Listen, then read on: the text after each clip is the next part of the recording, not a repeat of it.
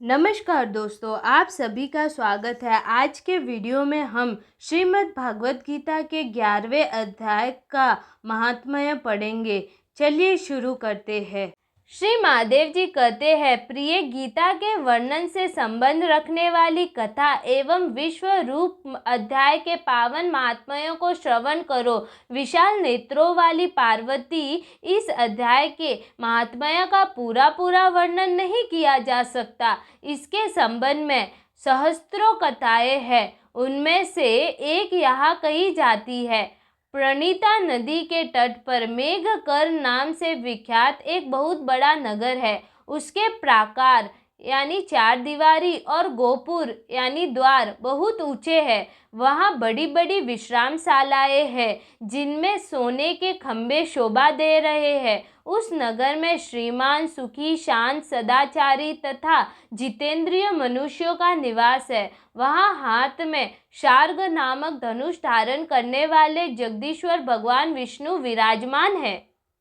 वे पर ब्रह्म के साकार स्वरूप है। संसार के नेत्रों को जीवन प्रदान करने वाले हैं। उनका गौरवपूर्ण श्री विग्रह भगवती लक्ष्मी के नेत्र कमलों द्वारा पूजित होता है। भगवान की वह झांकी वामन अवतार की है। मेघ के समान उनका श्याम वर्ण तथा कोमल आकृति है। वक्ष स्थल पर श्री वत्स का चिन्ह शोभा पाता है। वे कमल और वनमाला से विशोभित है।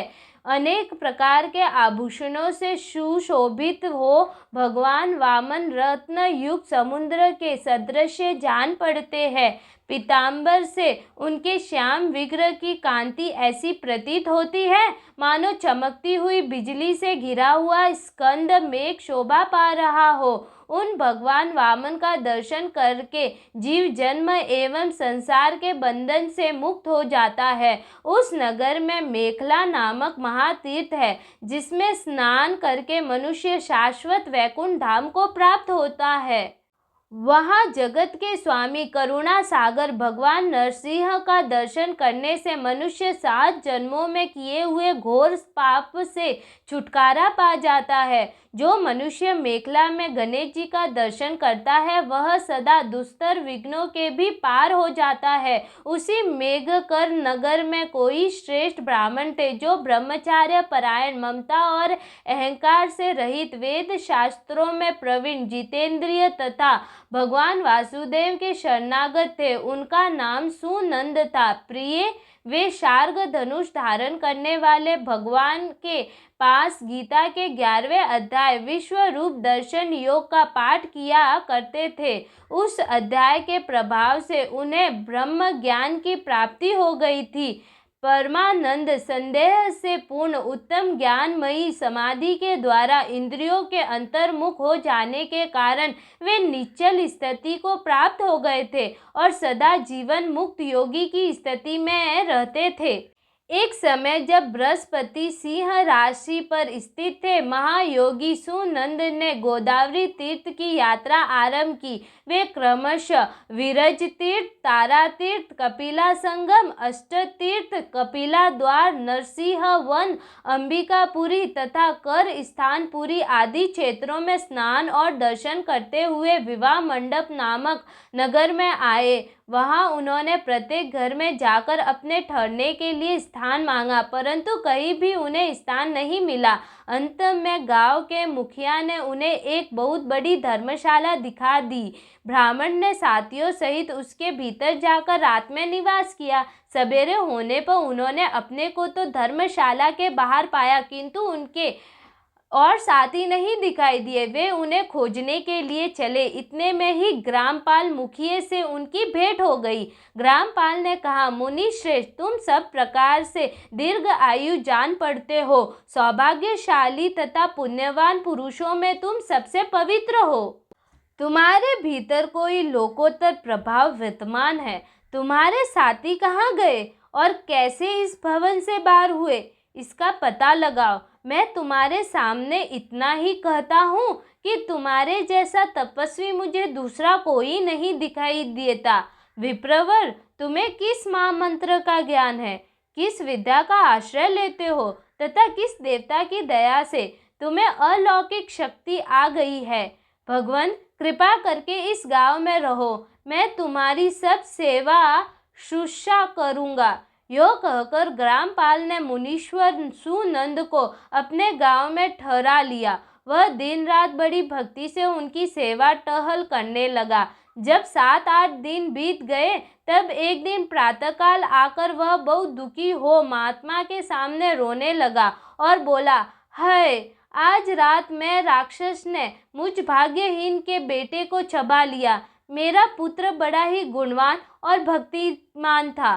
ग्रामपाल के इस प्रकार कहने पर योगी सुनंद ने पूछा, कहाँ है वह राक्षस और किस प्रकार उसने तुम्हारे पुत्र का भक्षण किया है? ग्रामपाल बोला, ब्राह्मण, इस नगर में एक बड़ा भयंकर नरभक्षी राक्षस रहता है। वह प्रतिदिन आकर इस नगर के मनुष्यों को खा लिया करता था।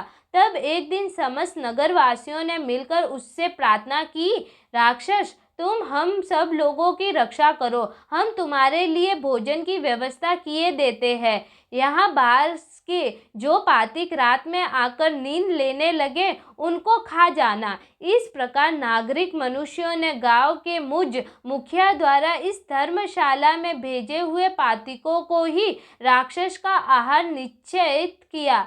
अपने प्राणों की रक्षा के लिए ही उन्हें ऐसा करना पड़ा। तुम भी अन्य राहगीरों के साथ इस घर में आकर सोए थे, किंतु राक्षस ने उन सबको तो खा लिया, केवल तुम्हें छोड़ दिया। द्विजोत्तम, तुम में ऐसा क्या प्रभाव है, इस बात को तुम ही जानते हो। इस समय मेरे पुत्र का एक मित्र आया था, किंतु मैं उसे पहचान न सका। वह मेरे पुत्र को बहुत प्रिय था, किंतु अन्य राहगीरों के साथ उसे भी मैंने उसी धर्मशाला में भेज दिया। मेरे पुत्र ने जब सुना कि मेरा मित्र भी उसमें प्रवेश कर गया है, तब वह उसे वहां से ले आने के लिए गया, परंतु राक्षस ने उसे भी खा लिया। आज सवेरे मैंने बहुत दुखी होकर उस पिशाच से पूछा, ओ दुष्टात्मन, तूने रात में मेरे पुत्र को भी खा लिया? तुम्हारे पेट में पड़ा हुआ मेरा पुत्र जिससे जीवित हो सके, ऐसा कोई उपाय यदि हो तो बता। राक्षस ने कहा, ग्रामपाल, धर्मशाला के भीतर घुसे हुए तुम्हारे पुत्र के न जानने के कारण मैंने भक्षण किया है। अन्य पातिकों के साथ तुम्हारा पुत्र भी अनजाने में ही मेरा ग्रास बन गया है। वह मेरे उदर में जिस प्रकार जीवित और रक्षित रह सकता है, वह उपाय स्वयं विधाता ने ही कर दिया है। जो ब्राह्मण सदा गीता के 11वें अध्याय का पाठ करता हो, उसके प्रभाव से मेरी मुक्ति होगी और मरे हुओं को पुनः जीवन प्राप्त होगा। यहाँ कोई ब्राह्मण रहते हैं जिनको मैंने एक दिन धर्मशाला से बाहर कर दिया था। वे निरंतर गीता के 11वें अध्याय का जप किया करते हैं। इस अध्याय के मंत्र से 7 बार अभिमंत्रित करके यदि वे मेरे ऊपर जल का छींटा दे तो निसंदेह मेरा शाप से उद्धार हो जाएगा। इस प्रकार उस राक्षस का संदेश पाकर मैं तुम्हारे निकट आया हूँ। ब्राह्मण ने पूछा, ग्रामपाल, जो रात में सोए हुए मनुष्य को खाता है, वह प्राणी किस पाप से राक्षस हुआ है? ग्रामपाल बोला, ब्राह्मण, पहले इस गांव में कोई किसान ब्राह्मण रहता था। एक दिन वह अगनी के खेतों की कैरियों की रक्षा करने में लगा था। वहां से थोड़ी ही दूर पर एक बहुत बड़ा गिद्ध किसी राही को मारकर खा रहा था। उसी समय एक तपस्वी कहीं से आ निकले, जो उस राही को बचाने के लिए दूर से ही दया दिखाते आ रहे थे। गिद्ध उस राही को खाकर आकाश में उड़ गया। तब तपस्वी ने कुपित होकर उस किसान से कहा, ओ दुष्ट हलवाहे, तुझे धिक्कार है, तू बड़ा ही कठोर और निर्दयी है। दूसरों की रक्षा से मुंह मोड़कर केवल पेट पालन के धंधे में लगा है। तेरा जीवन नाश प्राय है। अरे, जो छोर डाढ़े वाले जीव, सर्प, शत्रु, अग्नि, विष, जल, गिद्ध, राक्षस, भूत तथा बेताल आदि के द्वारा घायल हुए मनुष्यों की शक्ति होते हुए भी उपेक्षा करता है, वह उनके वध का फल पाता है। जो शक्तिशाली होकर भी चोर आदि के शंगुल में फंसे हुए ब्राह्मणों को छुड़ाने की चेष्टा नहीं करता, वह घोर नर्क में पड़ता और पुनः भेड़िए की योनि में जन्म लेता है। जो वन में मारे मारे जाते हुए तथा घृत और व्याघ्र की दृष्टि में पड़े हुए जीव की रक्षा के लिए छोड़ो छोड़ो की पुकार करता है, वह परम गति को प्राप्त होता है। जो मनुष्य गोवों की रक्षा के लिए व्याघ्र, भील तथा दुष्ट राजाओं के हाथ से मारे जाते हैं, वे भगवान विष्णु के उस परम पद को पाते हैं जो योगियों के लिए भी दुर्लभ है। सहस्त्र अश्वमेघ और 100 वाजपेय यज्ञ मिलाकर शरणागत रक्षा की 16वीं कला के बराबर भी नहीं हो सकते। दीन तथा भयभीत जीव की उपेक्षा करने से पुण्यवान पुरुष भी समय आने पर कुंभीपाक नामक नरक में पकाया जाता है। तूने दुष्ट गीत के द्वारा खाए जाते हुए राई को देकर उसे बचाने में समर्थ होते हुए भी जो इसकी रक्षा नहीं की, इससे तू निर्दयी जान पड़ता है। अंततः तू राक्षस हो जा। हलवाह बोला, महात्मन, मैं यहाँ उपस्थित अवश्य था, किंतु मेरे नेत्र बहुत देर से खेत की रक्षा में लगे थे। अंततः पास होने पर भी गीत के द्वारा मारे जाते हुए इस मनुष्य को मैं नहीं जान सका। अंततः मुझ दीन पर आपको अनुग्रह करना चाहिए। तपस्वी ब्राह्मण ने कहा, जो प्रतिदिन गीता के 11वें अध्याय का जप करता है, उस मनुष्य के द्वारा अभिमंत्रित जल जब तुम्हारे मस्तक पर पड़ेगा, उस समय तुम्हें शाप से छुटकारा मिल जाएगा। यह कहकर तपस्वी ब्राह्मण चले गए और वह हलवा राक्षस हो गया। अंततः द्विजश्रेष्ठ, तुम चलो और 11वें अध्याय से तीर्थ के जल को अभिमंत्रित करो, फिर अपने ही हाथों से उस राक्षस के मस्तक पर उसे छिड़क दो। ग्रामपाल की यह सारी प्रार्थना सुनकर ब्राह्मण का हृदय करुणा से भर आया। वे बहुत अच्छा कहकर उसके साथ राक्षस के निकट गए। वे ब्राह्मण योगी थे। उन्होंने विश्वरूप दर्शन नामक 11वें अध्याय से जल अभिमंत्रित करके उस राक्षस के मस्तक पर डाला। गीता के 11वें अध्याय के प्रभाव से वह शाप से मुक्त हो गया। उसने राक्षस देह का परित्याग करके चतुर्भुज रूप धारण कर लिया तथा उसने जिन सहस्त्रों पातिकों का भक्षण किया था, वे भी शंख, चक्र एवं गदा धारण किए चतुर्भुज रूप हो गए। तत्पश्चात वे सभी विमान पर आरूढ़ हुए। इतने में ही ग्रामपाल ने राक्षस से कहा, निशाचर, मेरा पुत्र कौन है, उसे दिखाओ। उसके यो कहने पर दिव्य बुद्धि वाले राक्षस ने कहा, ये जो तमाल के समान श्याम 4 भुजाधारी मणिकमय मुकुट से सुशोभित तथा दिव्य मणियों के बने हुए कुंडलों से अलंकृत है, हार पहनने के कारण जिनके कंधे मनोहर प्रतीत होते हैं, जो सोने के भुजबंधों से विशोभित कमल के समान नेत्रों वाले स्कंद रूप तथा हाथ में कमल लिए हुए हैं और दिव्य विमान पर बैठकर देवत्व को प्राप्त हो चुके हैं, इन्हीं को अपना पुत्र समझो। यह सुनकर ग्रामपाल ने उसी रूप में अपने पुत्र को देखा और उसे अपने घर ले जाना चाहा। यह देखकर उसका पुत्र हंस पड़ा और इस प्रकार कहने लगा। पुत्र बोला, ग्रामपाल, कई बार तुम भी मेरे पुत्र हो चुके हो। पहले मैं तुम्हारा पुत्र था, किंतु अब देवता हो गया हूँ। इन ब्राह्मण देवता के प्रसाद से वैकुंठ धाम को जाऊंगा। देखो, यह निशाचर भी चतुर्भुज रूप को प्राप्त हो गया।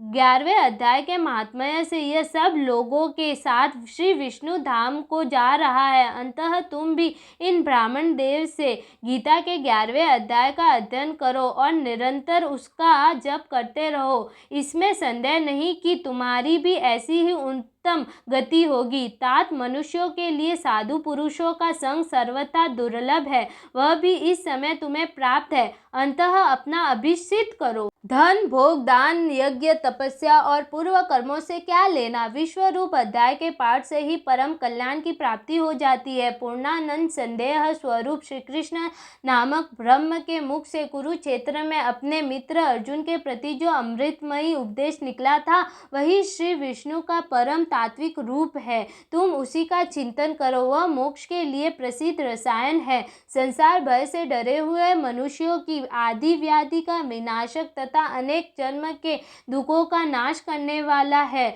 मैं उसके सिवा दूसरे किसी साधन को ऐसा नहीं देखता। अंततः उसी का अभ्यास करो। श्री महादेव जी कहते हैं, यह कहकर वह सबके साथ श्री विष्णु के परम धाम को चला गया। तब ग्रामपाल ने ब्राह्मण के मुख से उस अध्याय को पढ़ा। फिर वे दोनों ही उसके महात्म्य से विष्णु धाम को चले गए। पार्वती, इस प्रकार तुम्हें 11वें अध्याय की महात्म्य कथा सुनाई है। इसके श्रवण मात्र से महान पातकों का नाश हो जाता है। अब शुरू करते हैं 11वां अध्याय। इस प्रकार भगवान के वचन सुनकर अर्जुन बोले, हे भगवान, मेरे पर अनुग्रह करने के लिए परम गोपनीय अध्यात्मक विषयक वचन अर्थात उपदेश आपके द्वारा जो कहा गया उससे मेरा यह अज्ञान नष्ट हो गया है। क्योंकि हे कमल नेत्र, मैंने भूतों की उत्पत्ति और प्रलय आपसे विस्तार पूर्वक सुने हैं तथा आपका अविनाशी प्रभाव भी सुना है।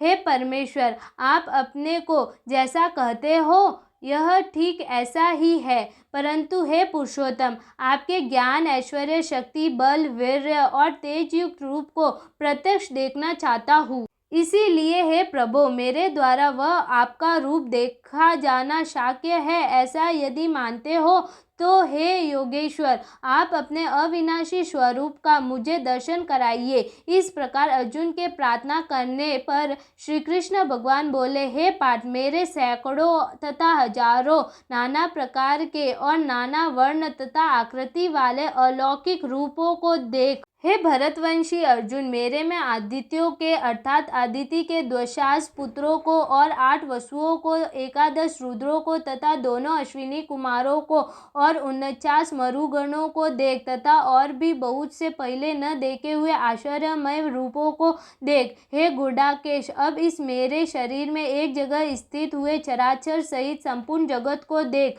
तथा और भी जो कुछ देखना चाहता है सो देख, परंतु मेरे को इन अपने प्राकट नेत्रों द्वारा देखने को निसंदेह समर्थ नहीं है। इसी से मैं तेरे लिए दिव्य अर्थात अलौकिक चक्षु देता हूँ, इससे तू मेरे प्रभाव को और योग शक्ति को देख। संजय बोले, हे राजन, महायोगेश्वर और सब पापों के नाश करने वाले भगवान ने इस प्रकार कहकर उसे के उपरांत अर्जुन के लिए परम ऐश्वर्य युक्त दिव्य स्वरूप दिखाया। उस अनेक मुख और नेत्रों से युक्त तथा अनेक अद्भुत दर्शनों वाले एवं बहुत से दिव्य भूषणों से युक्त और बहुत से दिव्य शास्त्रों को हाथ में उठाए हुए तथा दिव्य माला और वस्त्रों को धारण किए हुए और दिव्य गंध का अनुलोपन किए हुए एवं सब प्रकार के आचार्यों से युक्त सीमा रहित विराट स्वरूप परम देव परमेश्वर को अर्जुन ने देखा। हे राजन, आकाश में हजारों सूर्य के एक साथ उदय होने से उत्पन्न हुआ जो प्रकाश होवे वह भी उस विश्व रूप परमात्मा के प्रकाश के सदृश कदाचित ही होवे। ऐसे आश्चर्यमय रूप को देखते हुए पांडुपुत्र अर्जुन ने उस काल में अनेक प्रकार से विभक्त हुए अर्थात पृथक पृथक हुए संपूर्ण जगत को उस देवों के देव श्री कृष्ण भगवान के शरीर में एक जगह स्थित देखा। उसके अनंतर वह आश्चर्य से युक्त हुआ हर्षित रोमों वाला अर्जुन विश्व रूप परमात्मा को श्रद्धा भक्ति सहित सिर से प्रणाम करके हाथ जोड़े हुए बोला, हे देव, आपके शरीर में संपूर्ण देवों को तथा अनेकों भूतों को, ये समुदायों को और कमल के आसन पर बैठे हुए ब्रह्मा को तथा महादेव को और संपूर्ण ऋषियों को तथा दिव्य सर्पों को देखता हूँ। हे संपूर्ण विश्व के स्वामीन, आपको अनेक हाथ, पेट, मुख और नेत्रों से युक्त तथा सब ओर से अनंत रूपों वाला देखता हूँ। हे विश्व रूप, आपके न अंत को देखता हूँ तथा न मध्य को और न आदि को ही देखता हूँ। हे विष्णु, आपको मैं मुकुट युक्त, गदा युक्त तथा चक्र युक्त तथा सब ओर से प्रकाशमान तेज पुंज, प्रज्वलित अग्नि और सूर्य के सदृश ज्योति युक्त देखने में अति गहन और अप्रमेय स्वरूप सब ओर से देखता हूँ। इसीलिए हे भगवान, आप ही जानने योग्य परम अक्षर है अर्थात पर ब्रह्म परमात्मा है और आप ही इस जगत के परम आश्चर्य है तथा आप ही अनादि धर्म के रक्षक है और आप ही अविनाशी सनातन पुरुष है, ऐसा मेरा मत है। हे परमेश्वर, मैं आपको आदि अंत और मध्य से रहित तथा अनंत सामर्थ्य से युक्त और अनंत हाथों वाला तथा चंद्र सूर्य रूप नेत्रों वाला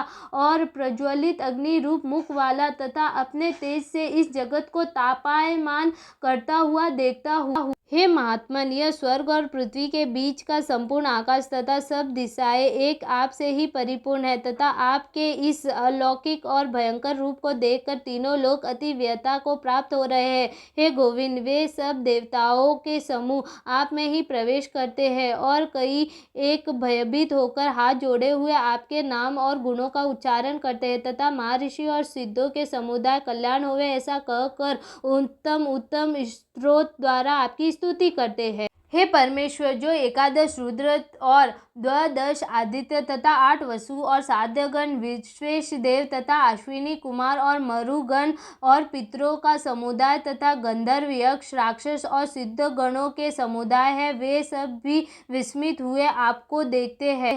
हे महाबाहो, आपके बहुत मुख और नेत्रों वाले तथा बहुत हाथ जंघा और पैरों वाले और बहुत उदरों वाले तथा बहुत सी विकराल दाढ़ों वाले महारूप को देखकर सब लोग व्याकुल हो रहे हैं तथा मैं भी व्याकुल हो रहा हूँ, क्योंकि हे विष्णु, आकाश के साथ स्पर्श किए हुए दे दीपायमान अनेक रूपों से युक्त तथा फैलाए हुए मुख और प्रकाशमान विशाल नेत्रों से युक्त आपको देखकर भयभीत अंतःकरण वाला मैं धीरज और शांति को नहीं प्राप्त होता हूँ। हे भगवान, आपके विकराल दाढ़ों वाले और प्रलयकार की अग्नि के समान प्रज्वलित मुखों को देखकर दिशाओं को नहीं जानता हूँ और सुख को भी नहीं प्राप्त होता हूँ। इसीलिए हे देवेश, हे जग निवास, आप प्रसन्न होवे। मैं देखता हूँ कि वे सभी ही धृतराष्ट्र के पुत्र राजाओं के समुदाय सहित आप में प्रवेश करते हैं और भीष्म पितामह, द्रोणाचार्य तथा वह कर्ण और हमारे पक्ष के भी प्रधान योद्धाओं के सहित सब के सब वेग युक्त हुए आपके विकराल दाढ़ों वाले भयानक मुख में प्रवेश करते हैं और कई एक चूर्ण हुए सिरों सहित आपके दांतों के बीच में लगे हुए दिखते हैं। हे विश्वमूर्ति, जैसे नदियों के बहुत से जल के प्रवाह समुद्र के ही सम्मुख दौड़ते हैं अर्थात समुद्र में प्रवेश करते हैं, वैसे ही वे शूर वीर मनुष्यों के समुदाय भी आपके प्रज्वलित हुए मुखों में प्रवेश करते हैं। अथवा जैसे पतंग मोह के वश होकर नष्ट होने के लिए ही प्रज्वलित अग्नि में अति वेग से युक्त हुए प्रवेश करते हैं, वैसे ही यह सब लोग भी आपने नाश के लिए आपके मुख में अति वेग से युक्त हुए प्रवेश करते हैं और आप उन संपूर्ण लोगों को प्रज्वलित मुखों द्वारा ग्रहण करते हुए सब ओर से चाट रहे हैं। हे विष्णु, आपका उग्र प्रकाश संपूर्ण जगत को तेज के द्वारा परिपूर्ण करके तापायमान करता है। हे भगवान, कृपा करके मेरे प्रति कहिए कि आप उग्र रूप वाले कौन है। हे देवों में श्रेष्ठ, आपको नमस्कार होवे। आप प्रसन्न होइए। आदि स्वरूप आपको मैं तत्व से जानना चाहता हूँ, क्योंकि आपकी प्रवृत्ति को मैं नहीं जानता। इस प्रकार अर्जुन के पूछने पर श्री कृष्ण भगवान बोले, हे अर्जुन, मैं लोकों का नाश करने वाला बड़ा हुआ महाकाल हूँ। इस समय इन लोकों को नष्ट करने के लिए प्रवृत्त हुआ हूँ। इसीलिए जो प्रतिपक्षियों की सेना में स्थित हुए योद्धा लोग हैं, वे सब तेरे बिना भी नहीं रहेंगे, अर्थात तेरे युद्ध न करने से भी इन सबका नाश हो जाएगा। इससे तू खड़ा हो और यश को प्राप्त कर तथा शत्रुओं को जीतकर धन्य धान से संपन्न राज्यों को भोग। और यह सब शूरवीर पहले से ही मेरे द्वारा मारे हुए हैं। हे सव्यसाचिन, तू तो केवल निमित्त मात्र ही हो जा तथा इन द्रोणाचार्य और भीष्म पितामह तथा जयद्रथ और कर्ण तथा और भी बहुत से मेरे द्वारा मारे हुए शूरवीर योद्धाओं को तू मार और भय मत कर। निसंदेह तू युद्ध में वैरियों को जीतेगा, इसलिए युद्ध कर। इसके उपरांत संजय बोले कि हे राजन, केशव भगवान के इस वचन को सुनकर मुकुटधारी अर्जुन हाथ जोड़े हुए कांपते हुए नमस्कार करके फिर भी भयभीत हुआ प्रणाम करके भगवान श्री कृष्ण के प्रति गदगद वाणी से बोला कि हे अंतर्यामीन, यह योग्य ही है कि जो आपके नाम और प्रभाव के कीर्तन से जगत अति हर्षित होता है और अनुराग को भी प्राप्त होता है तथा भयभीत हुए राक्षस लोग दिशाओं में भागते हैं और सब सिद्ध गणों के समुदाय नमस्कार करते हैं। हे महात्मन, ब्रह्मा के भी आदिकर्ता और सबसे बड़े आपके लिए वे कैसे नमस्कार नहीं करें, क्योंकि हे अनंत, हे देवेश, हे जग निवास, जो सत असत और उनसे भी परे अक्षर अर्थात सच्चिदानंद घन ब्रह्म है, वह आप ही है। हे प्रभु, आप आदि देवों और सनातन पुरुष है। आप